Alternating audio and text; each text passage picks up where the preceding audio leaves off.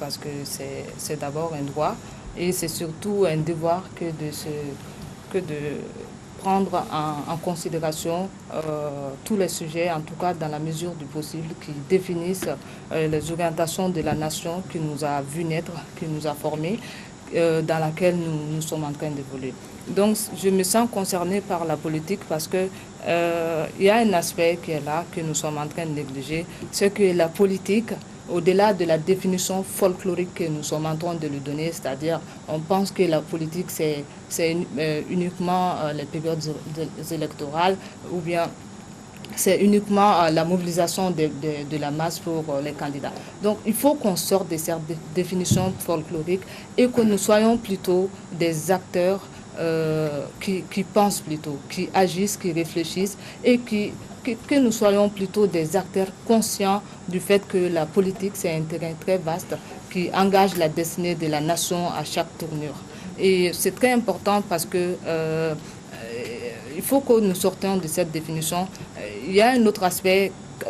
Quand nous parlons de la politique, on a tendance le plus souvent à penser à la gouvernance, aux partis politiques, aux élections. Mais il y a un aspect que je voudrais souligner. Et cet aspect, nous le négligeons et ça peut paraître simpliste. C'est que la politique, elle est d'abord sociale, elle est d'abord humaine.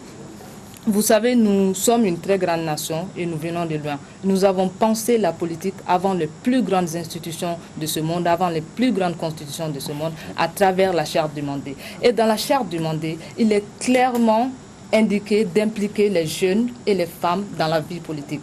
Et quand on dit ça, ça supposait déjà que les hommes étaient impliqués.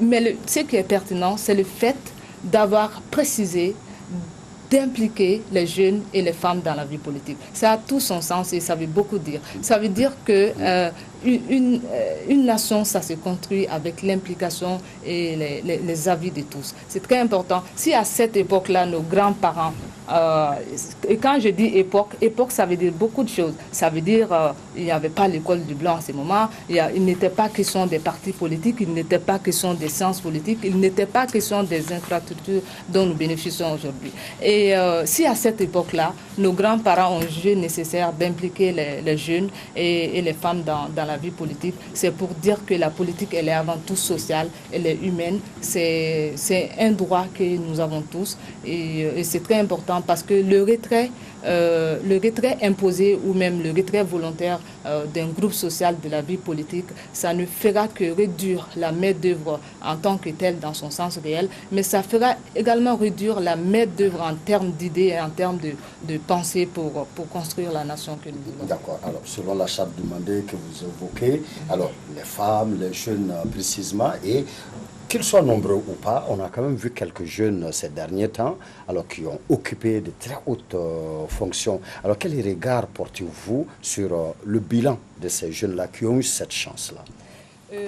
C'est très pertinent la question que vous avez posée parce que il faut d'abord se rappeler que la jeunesse constitue environ, représente plus de 80% de la population et ça a vraiment un sens et je pense que il faut profiter de cet avantage pour non seulement consolider les acquis, pour réduire le taux de chômage, mais également pour innover les sphères politiques, économiques et sociales.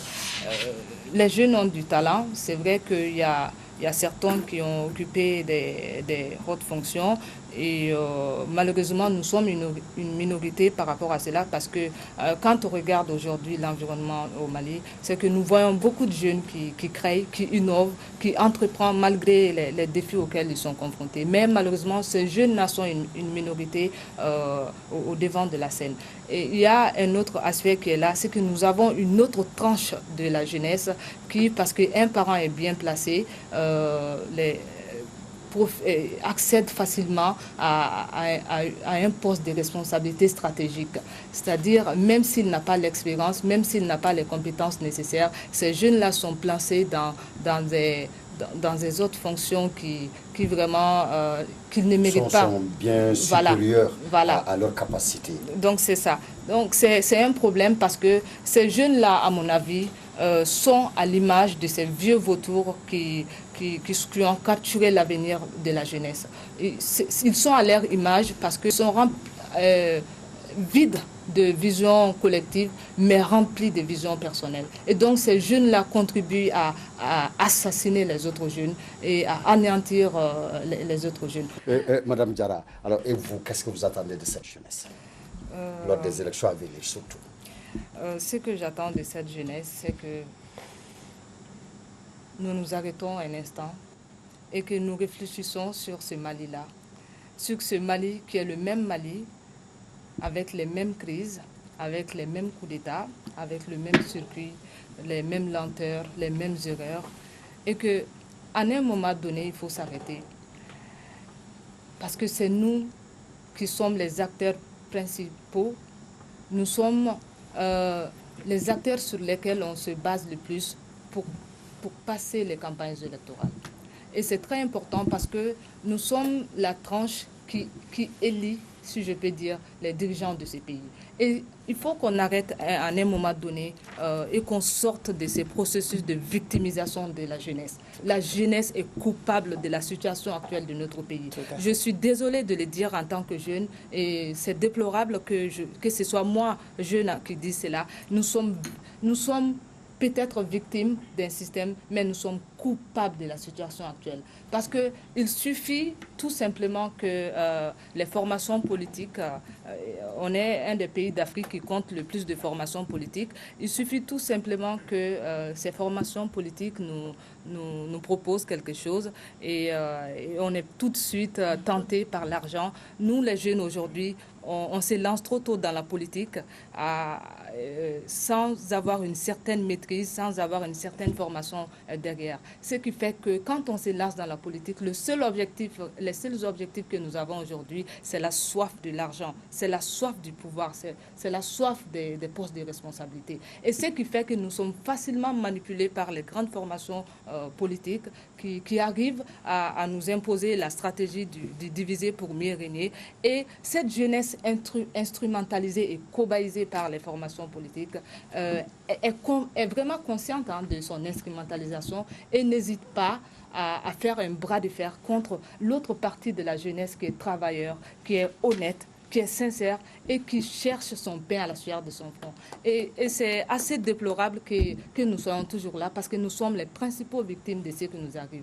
Qu'attendez-vous, Robert Dissa, d'un pays où la chose la plus facile est de créer un parti politique dans le seul but non pas de construire la nation, mais dans le seul but que le président du parti ou un cadre du parti soit placé quelque part, quoi. Et quand on dit quelque part, ça a tout son sens. Quelque part, ça veut dire que nommez-moi directeur de telle chose stratégique du pays, même si je n'ai pas les expériences, là, je vais faire du cafouillage. Et quelque part, ça veut dire beaucoup de choses. Et c'est ça qui est en train vraiment de nous pénaliser, qui est en train de voler l'avenir de la jeunesse. Et assez déplorable. Maintenant, je voulais juste rebondir sur ce que vous avez dit.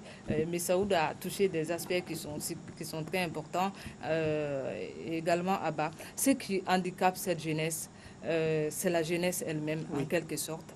Et il y a également le chômage.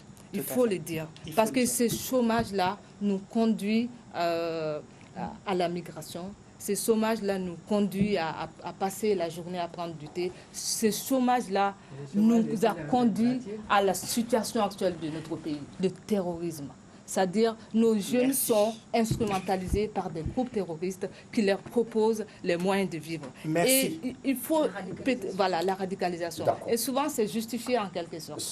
Souvent même des enfants qui travaillent. C'est ça. Alors, madame, c'est ça, Inch'Allah. À vous. Robert, c'est une question très pertinente.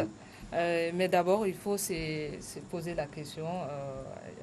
il faut espérer surtout que cette période de transition se termine bien, parce que l'environnement dans lequel le nouveau président va atterrir ne va pas forcément être à 100% stable, mais il faut un environnement quand même qui soit adapté pour qu'il puisse travailler.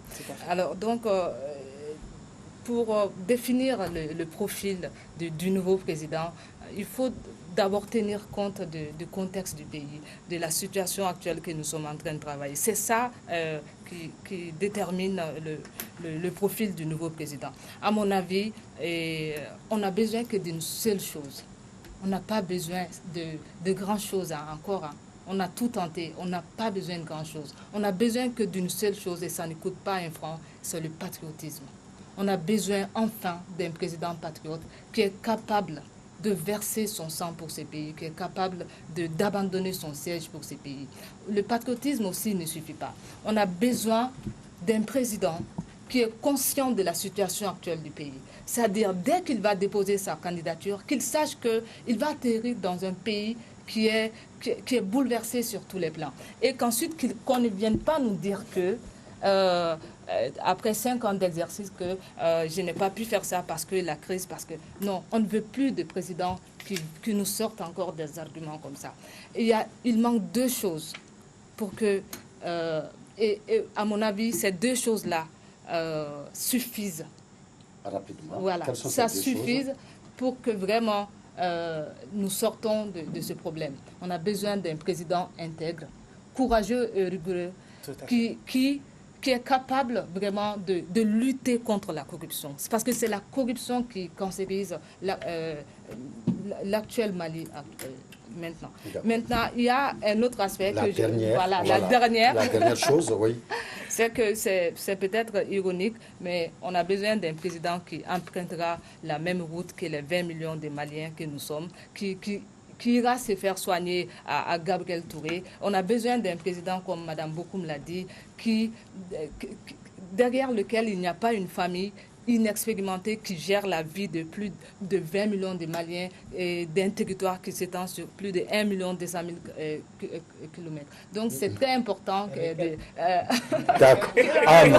Mesdames, Messieurs, quel président faut-il pour le Mali post-transition et qu'en pensent ces milliers de jeunes nés après mars 1991 était notre thème de débat ce soir dans votre émission Théma avec l'écrivaine et éditrice Madame Aïcha Diarra, je l'avais dit, auteure de plusieurs publications, dont cet ouvrage collectif qu'elle a dirigé en hommage de Ramata Diarra, fillette albinos tuée à Fana au Mali le 13 mai 2018. Aussi auteur de Les marabouts se sont trompés, de la poésie à la prophétie, les larmes de la tombe. Notre seconde invitée était Madame Aïssata Amadou Bokoum, coordinatrice de l'association Citoyenneté.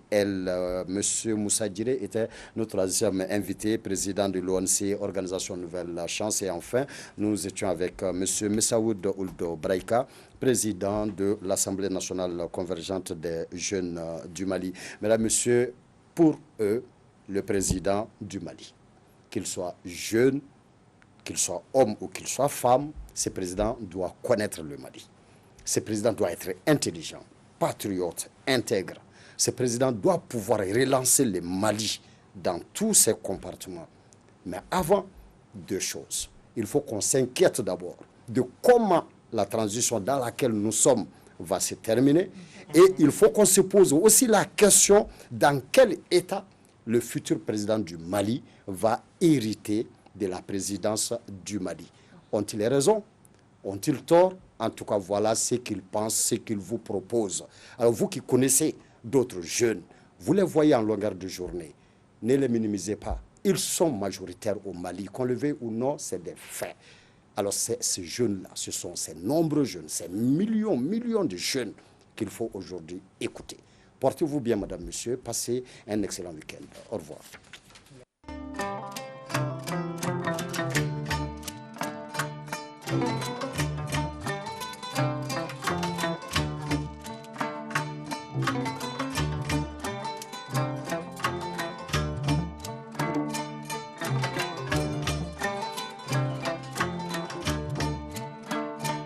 Thank you.